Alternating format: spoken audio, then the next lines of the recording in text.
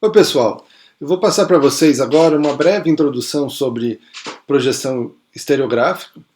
Como material de estudos eu recomendo o capítulo 5 do livro do Roland e outros 2007. O módulo eletrônico do professor Fossen, que é bem legal, tem as animações mostrando como fazer a projeção dos planos e linhas e trabalhar com isso. Tem um app que roda dentro do browser que é o Visible Geology. Aos poucos, durante as aulas, eu vou mostrar mais para vocês, mas ele é bem bacana de brincar. Então usem esse endereço aqui, dê uma olhada lá como fazer. Vocês conseguem desenhar um modelinho tridimensional, um bloquinho de diagrama, colocar os planos e enxergar esses planos projetados na rede de projeção. É muito legal. O que eu fiz também, eu gravei vídeos mostrando como trabalhar com planos, polo de plano, retas, calcular ângulo, isso está tudo gravado lá no meu canal do YouTube. Então entrem lá e assistam, que vai complementar os trabalhos que vocês vão fazer e a aula que eu estou passando para vocês agora. Então nós vamos trabalhar com redes de projeção estereográficas, né? No nosso caso, para geologia estrutural, nós vamos trabalhar com a rede de Schmidt. Vocês devem ter trabalhado com a rede de Wolff quando fizeram os trabalhos de cristalografia. A gente não vai utilizar essa rede de projeção. Essa aqui é a rede de Wolff é chamada rede onde mesmo o ângulo, e a rede de Schmidt é chamada rede equiárea. Equiárea. A gente vai ver mais para frente no curso que a gente vai utilizar essa rede de Schmidt, essa rede aqui, para a gente fazer contorno estatístico ou tratar estatisticamente os nossos planos. É por isso que a gente precisa que ela mantenha a área. Então a gente não vai utilizar a rede de Wolff, mas vai usar a rede de Schmidt. O que eu preciso passar para vocês são os elementos que estão presentes nessa rede de projeção, né? Então essas linhas verticais que parecem gomos de uma laranja aqui são chamados círculos máximos. Círculo máximo. E essas linhas que aparecem dessa forma que eu desenhei na rede de projeção são chamados de círculos mínimos.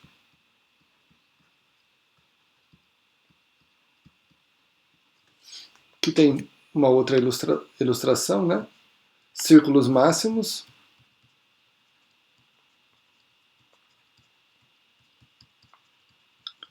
E círculos mínimos. Outro elemento importante é a circunferência, né? Esse círculo que está em volta da rede toda aqui, não vou desenhar ele todo. Esse é chamado do círculo primitivo.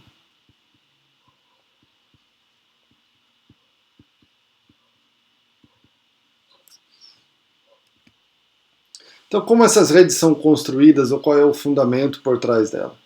Então, a gente tem que pensar que a gente está saindo de uma ilustração tridimensional, onde nós estamos pegando a porção inferior da esfera.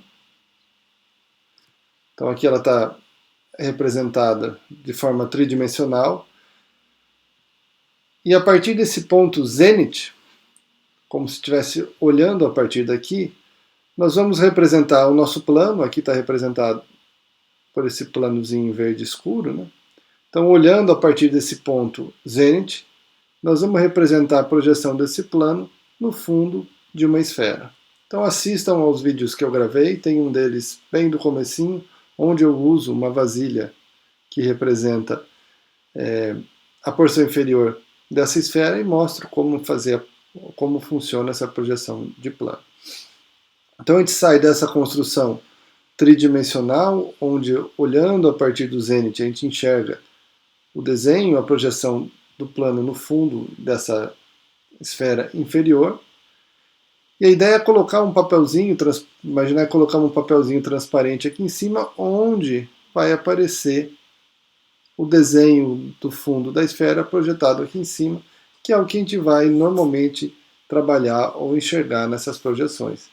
Então aqui tem um plano representado, e esse arco desenhado aqui é a representação do plano pelo seu traço ciclográfico, onde esse desenho em arco, essa barriguinha, indica para onde o plano está mergulhando. Então, se eu fosse transformar o que está representado aí em uma notação de atitude de planos no mapa, seria um plano com essa direção e essa atitude com isso aqui indicando o rumo do mergulho. Então, mais uma representação aqui, né? Então, olhando desse zênite, lá de longe, para uma semisfera, a porção inferior de uma esfera, então eu estou olhando dentro dessa esfera, né? Então esse desenho aqui representa a esfera. Então esse em cinza que seria o nosso plano, eu estou olhando lá do zênite, enxergo o desenho desse plano no fundo da esfera. Então aqui um plano que tem 50 graus de mergulho. Se eu colocasse uma folhinha transparente em cima dessa meia esfera, olhando lá de longe, eu ia enxergar esse desenho aqui, que é o arco, o traço ciclográfico que representa o nosso plano. E 50 graus medidos a partir da beirada do círculo primitivo, da volta dessa semisfera, para dentro. Então a gente vai aprender nos vídeos lá, vocês vão olhar, estudar, entender que a gente conta os valores angulares da beiradinha aqui para dentro do estereograma. Então é uma ferramenta útil para o geólogo que trabalha com geologia estrutural, onde nós conseguimos representar a atitude de planos e retas utilizando uma projeção esférica, utilizando a esfera inferior para fazer essa projeção. Então aqui tem mais alguns exemplos. Essas imagens todas aqui vêm do módulo eletrônico do professor Fossen, que eu realmente recomendo que vocês deem uma olhada. Então aqui nós temos um plano N24E/30SE. Se eu fosse representar ele com uma notação de atitude de plano, seria um plano assim. Então eu vejo aqui no estereograma a representação dele. Esse arco desenhado aqui no estereograma indica esse valor do rumo do mergulho. Então esse plano com essa atitude aparece representado dessa forma aqui no estereograma. Da mesma forma, esse plano aqui, S40E, se eu fosse representar ele com símbolo de atitude, S40E fica assim, mergulhando 70 graus para SW. Então também temos a representação dele aqui como um arco apontando para SW no nosso estereograma. Aqui ao lado a gente tem uma visão, um desenho em perspectiva, ilustrando isso tridimensionalmente, para mostrar como essa projeção é feita, ou qual a ideia por trás dessa técnica de projeção estereográfica. Da mesma forma, a gente pode pensar assim para as linhas, né? Então, zênite, olhando lá de cima, a linha vem, bate na porção inferior dessa minha esfera. Se eu trouxer essa projeção para uma folha transparente posicionada aqui em cima, eu vou enxergar a projeção dessas minhas retas. Então, os planos aparecem como traços, chamado traço ciclográfico na projeção, já as linhas aparecem como pontinhos. São esses pontinhos representados pela posição que a esfera toca, que a linha toca a porção inferior de uma esfera. Para a gente para trabalhar e fazer a projeção desses planos, vocês vão precisar da rede. Então eu enviei pelo sistema para vocês o arquivo com a rede. O primeiro vídeo que eu vou deixar disponível é o vídeo ensinando vocês montarem isso. Então dá para colar essa rede de projeção numa cartolina, um papel cartão, um papelão, para ele ficar durinho e não ficar ruim de trabalhar, ou colocar dentro de uma pasta L de plástico. Olhem lá o vídeo que eu mostro direitinho. E a gente precisa de algum tipo de folha, papel ou plástico transparente para poder projetar os elementos. Eu tenho usado simplesmente um plástico transparente, que é uma pasta dessa L cortado, mas poderia ser uma capa de relatório que vocês não vão usar mais. E tenho utilizado canetas que escrevem em superfícies lisas. Então não há necessidade de ficar comprando o papel vegetal se vocês não tiverem condição. Tem um tantão de vídeos úteis no YouTube e em outros tipos de mídias digitais, então tem bastante material sobre projeção de planos e retas e como trabalhar isso na geologia. Eu, como já disse, gravei os vídeos também, mas se vocês tiverem curiosidade ou tiverem dúvida que possam ser sanadas com outras ferramentas, eu deixo aqui para vocês algumas dicas, né? Então são canais que vocês podem acessar para tirar dúvida ou para assistir aos vídeos. Então tem muita coisa disponível, né? Vou passar rapidamente com vocês uma revisão sobre a atitude de planos e linhas. Tem isso também disponível no meu canal, que eu fiz uma revisão para o pessoal do segundo ano que cursa Geometria Descritiva. Então tem os vídeos lá, recordando tudo direitinho, né? Então quando a gente fala em atitude de planos, nós estamos tratando de 3 elementos. A direção do plano, que em inglês vai ser strike. Estou colocando aqui porque nós vamos acabar utilizando softwares de projeção estereográfica, isso vai estar tudo, neles vai estar tudo em inglês. Então, 3 elementos: a direção do plano, o ângulo de mergulho e o rumo do mergulho. Já quando trabalhamos com atitude de retas, são elementos lineares, a gente vai ter o rumo e o caimento. Em inglês vai ficar trend and plunge. Então a direção do plano é uma linha horizontal contida no plano e a gente utiliza o norte como referencial para medir isso. Então, como ela é uma linha horizontal, a gente sempre usa a bússola nivelada para medir a direção do plano e é por isso que é muito importante que a bússola geológica possua um nível de bolha para a gente saber que quando a bolinha estiver no centro, a bússola está nivelada e nós estamos medindo linhas horizontais. O ângulo que as linhas horizontais fazem com o nosso referencial, que é o norte. Quando falamos em direção do plano, já que estamos falando de uma linha horizontal, a gente não tem caimento dessa linha, então a gente pode ler em qualquer ponta da agulha. Vocês já devem se recordar disso de outras aulas de geologia. E a gente vai ver que a gente pode representar direção em notação azimutal ou em quadrante. O mergulho é o ângulo em relação a um plano horizontal. Então lembre que aquele círculo primitivo na rede de projeção é um plano horizontal, por isso que a gente conta o mergulho ou o caimento da reta a partir do círculo primitivo. Então lembrando de novo que o nível de bolha marca o plano horizontal na bússola. E lembrando de outras aulas que a gente já teve, a aula de geometria descritiva, lá a gente trabalhava sempre com o plano de projeção π1 e esse era o nosso plano horizontal. Para medir o mergulho do plano, a gente utiliza um clinômetro na bússola Brunton ou a tampa graduada na bússola Klein, já que com a bússola nivelada eu tenho um plano horizontal e a tampinha graduada pode ser utilizada para medir o ângulo encostando a tampinha direto no plano. Então essa é uma ilustração mostrando a direção, que é a linha horizontal contida no plano, está em vermelho aqui. O rumo do mergulho está ilustrado pela água descendo ao longo do plano. Então o rumo do maior mergulho está a 90 graus da direção.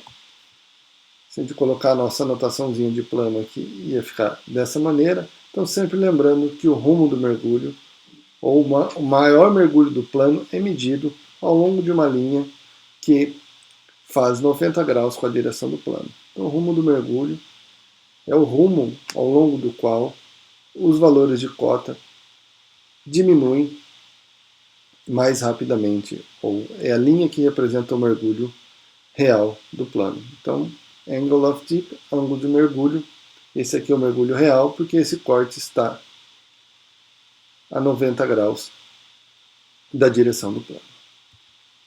Então, como eu já disse, para a linha nós vamos ter o rumo e o caimento, 2 elementos. Então, o rumo é medido em relação ao norte, é semelhante ao que a gente faz para medir a direção de um plano, e o caimento é semelhante ao mergulho do plano e é medido em relação ao referencial horizontal. É difícil medir a atitude de linha com bússola Brunton. Aqui em Rio Claro a gente não trabalha quase nunca assim, sempre utilizamos a bússola Clar. Mas aqui tem uma ilustração tridimensional mostrando uma linha plunging line, uma linha com caimento. Então esse aqui é o ângulo de caimento dessa linha, medido aqui. E se a gente imaginasse um plano vertical ajustado sobre essa linha, então poderíamos colocar a caderneta de campo em cima dessa linha aqui, e a caderneta estando na vertical, eu poderia encostar a bússola aqui do lado e medir o rumo do mergulho dessa minha linha. Algo que a gente usa muito em Rio Claro, não é comum em todos os lugares, mas aqui em Rio Claro a gente usa bastante, é a bússola Clar, que é uma bússola especialmente projetada para medir linha. Na verdade, ela é projetada para ler a linha que representa o maior mergulho do plano, ou seja, essa linha aqui. Então, para escrever notações do tipo rumo do mergulho. Então, nesse tipo de bússola, as medidas são tomadas muito mais rapidamente, basta encostar a tampinha da bússola sobre o plano, tem um código de cores na tampinha e a gente consegue medir diretamente o valor dessa linha que representa o rumo do maior mergulho. Se nós sabemos que sempre a reta de maior mergulho ela é 90 graus, está localizada, posicionada a 90 graus da direção, nós temos implicitamente o valor da direção, basta somar ou subtrair 90 graus em relação ao azimuth que representa a reta de maior mergulho do plano. Isso é exatamente o que eu acabei de falar, né? Na medida Clar, a direção do plano encontra-se a 90 graus do valor medido. Essa é uma bússola Clar, então a dica que eu sempre dou, fala assim, se tiverem dúvida, desenhe uma setinha na tampinha da bússola. Essa setinha, essa é a minha bússola pessoal, veja que ela tem uma setinha desenhada. Essa seta indica o rumo de maior mergulho do plano que a gente está medindo. Tem o código de cores aqui, quando tiver na parte preta da tampinha graduada, eu leio a atitude na agulha preta, quando tiver na parte vermelha, eu leio a atitude na ponta vermelha, porque eu estou lendo essa reta que representa o rumo do mergulho do plano. Então vamos relembrar um pouquinho as notações, né? Quando a gente enxerga ou observa, está anotado, trabalha com uma notação de quadrante, para saber se é plano ou reta, basta olhar aqui. Então nós estamos vendo que a direção está no quadrante NW e o mergulho, o rumo do mergulho está para o quadrante nordeste. Então NW, N45W é um traço assim, NE é para cá, 90 graus a direção, mergulhando 30 graus para NE. Então a gente sabe que essa aqui é uma notação de plano, porque a direção N45W está a 90 graus do quadrante NE. Quando a gente trabalha com uma notação clara, 225/28, então vou colocar aqui embaixo, 225 leste-oeste, norte-sul, aqui é 180, 225 vai estar alguma coisa por aqui. Então esse vai ser o rumo do mergulho do plano e essa vai ser a direção do meu plano. Então é uma notação onde essa pontinha que eu acabei de desenhar aqui representa 225/28. Agora, se eu não anotar na caderneta que eu estou trabalhando com medida clara e que isso é uma medida de plano, eu posso me confundir, porque isso parece muito com uma medida de reta, inclusive é a reta de maior mergulho. Então eu tenho que saber se eu estou trabalhando com plano ou com reta. É importante vocês anotarem isso na caderneta. Eu tento fugir disso, mas existe uma notação chamada de regra da mão direita. Ela funciona se você souber exatamente como está trabalhando com ela, mas tem alguns problemas que eu vou destacar para vocês. E um deles é que a maneira que o pessoal utiliza isso nos Estados Unidos e na Europa é diferente, e isso pode confundir. E por que é que eu estou falando isso? Porque muitas das ferramentas que nós vamos utilizar, os softwares, o Visible Geology e o módulo eletrônico do professor Fossen, estão construídos ou utilizam regra da mão direita. Foi o que eu acabei de dizer. A vantagem dela, para quem trabalha, é que não há indicação do quadrante. Então, se a gente souber a maneira com que foi idealizado ou construído isso, dá para utilizar sem ter que ficar utilizando, anotando o quadrante na frente da atitude. Mas tem que tomar cuidado para não confundir. Então, a ideia é colocar a mão direita sobre o plano, o dedão indicaria a direção do plano e a ponta dos dedos no mergulho. Eu fiz um cartunzinho aqui para a gente entender, né? Então esse plano representado pelo papelão seria o plano que eu quero medir. A atitude dele, estou destacando em vermelho aqui. Então nesse tipo de notação, a ideia é colocar a mão, desde que minha mão está sobre o plano aqui, né? Colocar a mão sobre o plano, o dedão, como está representado nessas outras fotos aqui, representaria a direção do plano, então esse traço que eu fiz aqui do símbolo, e a ponta dos dedos representaria o mergulho. Então ficaria algo assim, como eu desenhei em cima do papelão aqui no desenho de baixo, onde novamente a atitude desse plano, o símbolo de atitude ficaria dessa forma. Quando aparecer isso na vida real, estou trabalhando com alguém, essa minha anotação está em regra da mão direita. É importante que a gente pare e fale assim, tá bom, como é que vocês estão trabalhando com isso? Porque dá para ter uma outra maneira onde você coloca a mão sobre o plano e os dedos representam a direção do plano e o dedão representa o rumo do mergulho. E isso na prática faz com que as medidas fiquem opostas. Então nesse caso aqui o que nós estamos vendo é que a medida do mergulho vai estar sempre a 90 graus do traço do meu plano, e essa medida é para a direita, no sentido horário, e não no sentido anti-horário. Eu vou parar por aqui, vocês vão ficar com esses slides, onde tem as figurinhas do módulo eletrônico do professor Fossi, então para ver as animações, acessem o módulo eletrônico, mas eu realmente recomendo que vocês assistam os vídeos que eu gravei, está em português, bem detalhado, estou fazendo todas as projeções na folha transparente, explicando exatamente como vocês devem trabalhar. Valeu!